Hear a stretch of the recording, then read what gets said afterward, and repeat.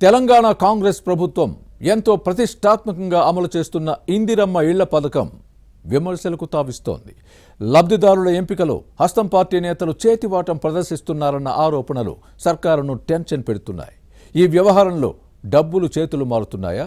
కింది స్థాయి నేతలు ఎమ్మెల్యేలను తప్పుదోవ పట్టిస్తున్నారా? ఉమ్మడి ఆదిలాబాద్ జిల్లాలో వరుసగా జరుగుతున్న ఆందోళనలతో కాంగ్రెస్ సర్కారు ఉలిక్కి పడుతోందా? ప్రభుత్వంతో పాటు పార్టీకి మైలేజ్ తెచ్చిపెడుతుందనుకున్న పథకం వ్యతిరేకత పెంచుతోందా? ముఖ్యమంత్రి రేవంత్ రెడ్డి నేతృత్వంలోని తెలంగాణ కాంగ్రెస్ ప్రభుత్వం ప్రతిష్టాత్మకంగా అమలు చేస్తున్న ఇందిరమ్మ ఇళ్ల పథకం చుట్టూ ఉమ్మడి ఆదిలాబాద్ జిల్లాలో వివాదాలు ముసురుకుంటున్నాయి. అక్రమాలు, అవకతవకలకు తావు లేకుండా అర్హులైన వారిని మాత్రమే ఎంపిక చేయాలన్న సీఎం ఆదేశాలను కొందరు నేతలు బేఖాతరు చేస్తున్నారన్న విమర్శలొస్తున్నాయి. దీనిపై ఆందోళన వ్యక్తమవుతోంది. పలు ప్రాంతాల్లో ఒక్కో ఇంటికి 50,000 నుంచి ₹1,00,000 వరకు నాయకులు డిమాండ్ చేస్తున్నారన్న ఆరోపణలు లేకపోలేదు. దీంతో కాంగ్రెస్ నేతల పంట పండుతోందని అంటున్నారు. అడిగినంత సమర్పించుకున్నా లబ్ధిదారుల జాబితాలో తమ పేర్లు లేవని ప్రజలు తిరగబడుతున్నారు. సర్వేతో పాటు గ్రామ సభలకు వెళ్తున్న అధికారులను నిలదీస్తూ నిరసన వ్యక్తం చేస్తున్నారు. బెల్లంపల్లి నియోజకవర్గం కాశీపేట మండలంలోని తండాల్లో ఇదే జరిగింది. కాంగ్రెస్ నాయకులు వారి బంధువులే లబ్ధిదారుల్లో ఉన్నారంటూ సర్వేను అడ్డుకోవడం రగడకు దారితీసింది.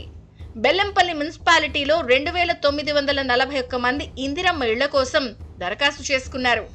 ఇళ్లున్న వారు కూడా వేరే ప్రాంతాల్లో స్థలాలను చూపించి అప్లై చేయడం వివాదాస్పదమైంది. కాంగ్రెస్ లీడర్లు, మాజీ ప్రజాప్రతినిధులు ఈ విషయంలో చక్రం తిప్పారన్న విమర్శలున్నాయి. ఇక చెన్నూరు నియోజకవర్గంలోనూ బెల్లంపల్లి వంటి పరిస్థితే ఉంది. సుద్దాల, కిష్టంపేట, ఎల్లక్కపేట, ఎర్రగుంటపల్లిలో ఆందోళనలు జరిగాయి. ఇందిరమ్మ కమిటీ సభ్యులుగా కాంగ్రెస్ నేతలు వారి బంధువులే ఉన్నారంటూ ఆగ్రహావేశాలు వ్యక్తమయ్యాయి. సుద్దాలలో 300 మంది నిరుపేదలుంటే 42 మందిని మాత్రమే ఎంపిక చేయడంపై గ్రామ సభల్లో పంచాయతీ కార్యదర్శులను నిలదీయడం రసాభాసకు దారితీసింది. కిష్టంపేటలో 1,100 మంది దరఖాస్తు చేసుకోగా ఇందిరమ్మ కమిటీ సభ్యులు తమకు అనుకూలంగా ఉన్న 70 మంది లబ్ధిదారుల జాబితాలో చేర్చడం విమర్శలకు తావిచ్చింది. ఎల్లక్కపేటలో 70 మంది అప్లై చేస్తే కేవలం 4 మాత్రమే ఎంపిక చేయడంపై నిరసనలు, ధర్నాలతో దద్దరిల్లింది. ఇందిరమ్మ ఇల్లు రాలేదన్న మనస్తాపంతో కోటపల్లి మండలం రొయ్యలపల్లి వాసి కుమ్మరి రవీందర్ పురుగుల మందు తాగి ఆత్మహత్యాయత్నం చేసుకోవడంపై ఆందోళన వ్యక్తమైంది. అటు నిర్మల్, ఆదిలాబాద్, కుమరం భీం, ఆసిఫాబాద్ జిల్లాల్లోనూ ఇదే పరిస్థితి ఉంది. అయితే క్షేత్రస్థాయి నాయకుల చేతి వాటంతోనే వ్యతిరేకత వస్తోందని ఎమ్మెల్యేలు భావిస్తున్నారు. ఈ క్రమంలో బెల్లంపల్లి నియోజకవర్గంలో అక్రమాలకు తావు లేకుండా ఎమ్మెల్యే వినోద్ ప్రత్యేక కమిటీలను ఏర్పాటు చేస్తున్నారు.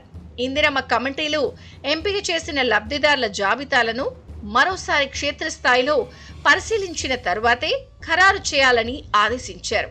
ఇటు చెన్నూరులోనూ కాంగ్రెస్ నేతల తీరుపై ఎమ్మెల్యే వివేక్ వెంకటస్వామి ఆగ్రహంగా ఉన్నారు. అర్హత లేని వారిని ఎంపిక చేస్తే కఠిన చర్యలు తప్పవని వార్నింగ్ ఇచ్చారు. మొత్తానికి ఇందిరమ్మ ఇళ్ల లొల్లి ప్రభుత్వంతో పాటు కాంగ్రెస్ కు తలనొప్పిగా మారింది.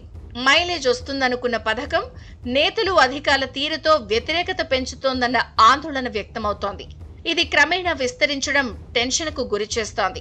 ముఖ్యమంత్రి రేవంత్ రెడ్డి ప్రభుత్వం దీన్ని ఎలా డీల్ చేస్తుందో చూడాలి.